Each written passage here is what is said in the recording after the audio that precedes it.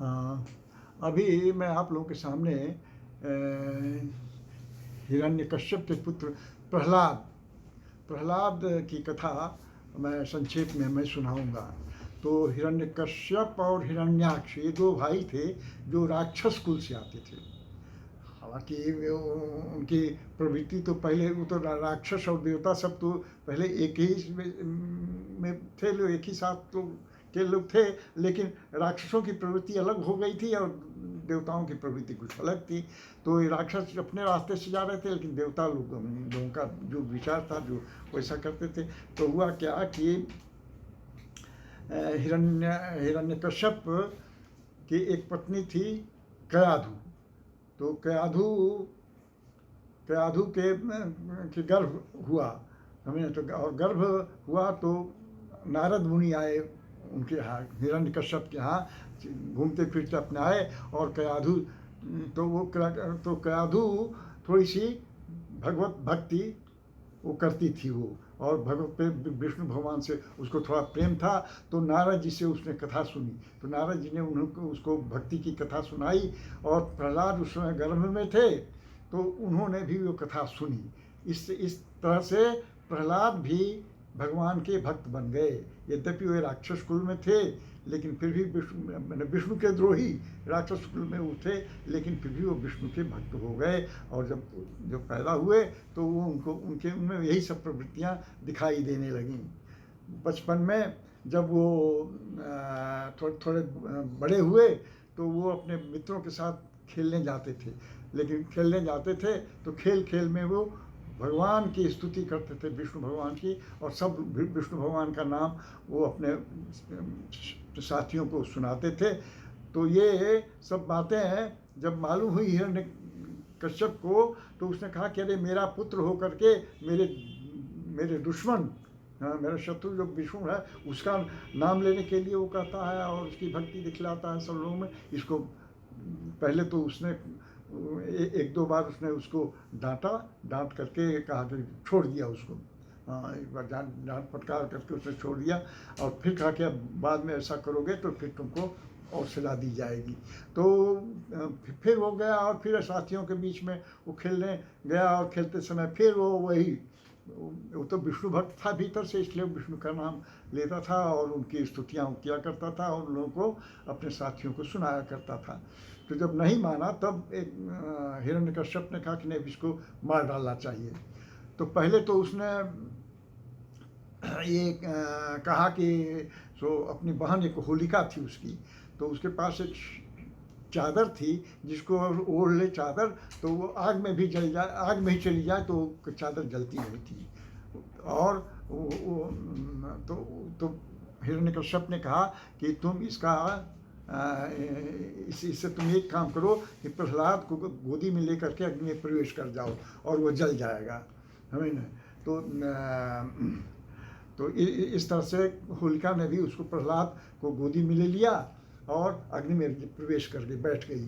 तो ऐसा हुआ कि उसी समय बहुत तेज हवा चली, ऐसी तेज हवा चली कि उसके शरीर का जो की चादर जो थी वो उड़ करके प्रहलाद के शरीर पर जाके चिपक गई उससे, समझे। तो इस प्रकार होलिका तो जल गई लेकिन प्रहलाद जी बच गए। तो इसी तरह से नाना प्रकार से उसको प्रहलाद को ये सब सताया जा रहा था। वो प्रहलाद कहते थे कि मेरा भगवान तो सब जगह है, इस दीवार में है, इस खंभे में है, तो इस वृक्ष में है, इस नदी में है, इसे सब वो कहता था। तो एक बार उसने कहा कि अच्छा, जब बहुत परेशान हो गया, बहुत क्रुद्ध हो गया हिरण्यकश्यप, तो कहा बता तुम्हारा इस खंभे में है तुम्हारा है भगवान? तो हाँ, इस खंभे में भी है। तो एक करके उसने तलवार अपनी उठाई और एक तलवार गदा उठाई और उसको मारा जोर से उस खंभे में। खंभा जैसे टूटा तो उसमें नरसिंह भगवान निकल गए, जो नरसिंह, जो कि मनुष्य और सिंह के रूप में वो निकले, है मुँह वगैरह तो था उनका सिंह का, और शरीर वगैरह मनुष्य का था। तो नरसिंह भगवान उसको निकल गए और उन्होंने प्रहलाद को बचाया और हिरण्यकश्यप को अपनी गोद में पकड़। तो उसको हिरण्यकश्यप को वरदान मिला था ब्रह्मा से, वो ब्रह्मा की स्तुति की थी उसने, तो ब्रह्मा ने वरदान दिया था, उसने वरदान मांगा था कि मैं न दिन में मरूं, न रात में मरूं, न घर में मरूं, न घर के बाहर मरूं, न सुबह में मरूं, न शाम में मरूं। ये इस प्रकार से वरदान ले लिया था। तब नरसिंह भगवान ने पूछा कि बता अभी अभी तुम कहाँ है? तो कहा कि दिन है कि रात है? अब तो दिन, न तो दिन है न रात है, अभी तो वो शाम का समय है। तो बता तुम अभी कहाँ है? आसमान में भी है कि पृथ्वी पर है? तो नहीं, मैं तो आपके आपके के पैर पर जंघे पर हूँ मैं आपके। तो मुझे कहा कि तब लो, इस तरह से जितना वरदान मांगा था सभी वरदान जो है ना वो फेल हो गए, और नरसिंह भगवान ने उसको अपने नखों से उसके पेट को फाड़ दिया और वहीं उसका देहांत हो गया। और प्रहलाद को उसने, नरसिंह भगवान ने उसको वरदान दिया।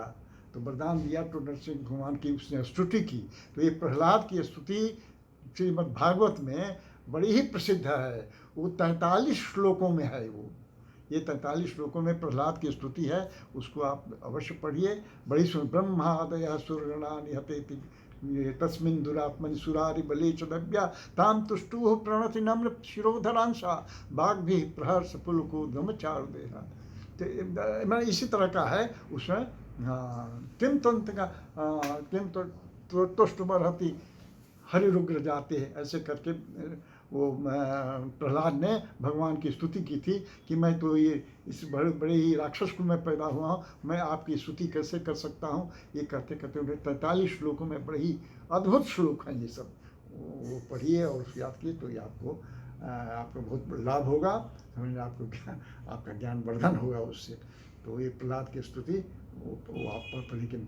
तो कहते हैं अंतर्भवेनंत भवन्तमेव ह्यत्यत्यजन्तो मृगयन्ति सन्तः असन्तमप्यन्तहिमन्तरेण सन्तं गुणं तं किमुयन्ति सत्तः अथापि ते देव पदाम्बुजद्वय प्रसादलेशाभिनिवेश एव हि जानाति तत्त्वं भगवन्महिम्नो न चान्यमेकोऽपि चिरं विचिन्वन् तदस्तु मे नाथ स भूरिभागो भवेत्रवाण्या तत्त्वातिरश्यम् येनाहमेको विभवज्जनानां भूत्वा निषेवे तव पादपल्लवं नाहं न यूयं यदि तं गतिं विदुर्न वामदेवो किमुता परेश्वर मायामो हितबुद्धयस्त्वं विनिर्मितं चात्मपदं विचक्ष्महे निशम्य गीतं तदनङ्गवर्धनं ब्रजस्त्रियः कृष्णगृहीतमानसा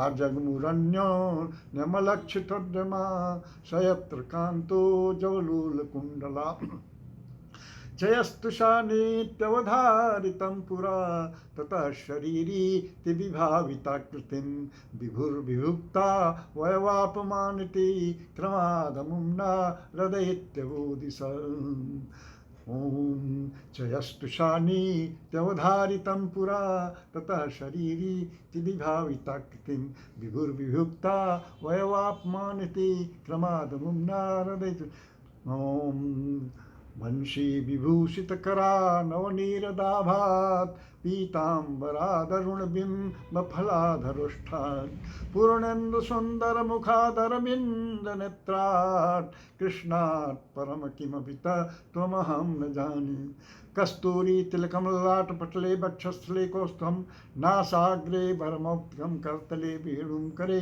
कङ्कणं सर्वाङ्गे हरिचन्दनं सुललितं कण्ठे च मुक्तावली गोपस्त्री परिवेष्टितो विजयते गोपालचूडामणि बर्हापीडं नटवर्बपिः कर्णयोः कर्णिकारं बिभ्रद्भाषा कनककपशं वैजयन्तीं च मालां रन्ध्रान् वेणोरधरसुधया पूरयन् गोपवृन्दे वृन्दारण्यं स्वपदनं ताविशद्गीतकीर्ति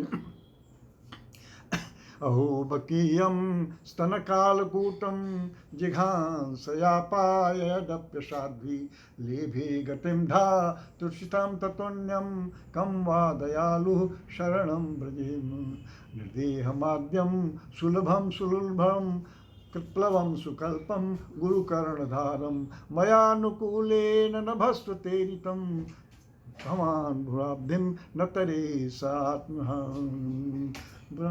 ओम ब्रह्मणि मुरारी त्रिपुरांतकारी भानुर्शशिभू विशतो बुधश्च गुरुश्च शुक्र शनिराहुकेतव सर्वे ग्रहा शान्तिकरावन्तु। ओम पूर्णमद पूर्णमिदं पूर्णात् पूर्णमुदच्यते पूर्णस्य पूर्णमादाय पूर्णमेवावशिष्यते। ओम शांति शांति शांति। असतो मा शांतम्य तमसो मा ज्योतिर्गमय मृत्योर्मां तम्य। ओम त्वमेव माता च पिता त्वमेव बन्धुश्च सखा त्वमेव विद्या द्रविणं त्वमेव सर्वं मम देव देव त्वमेव सर्वं मम देव देव।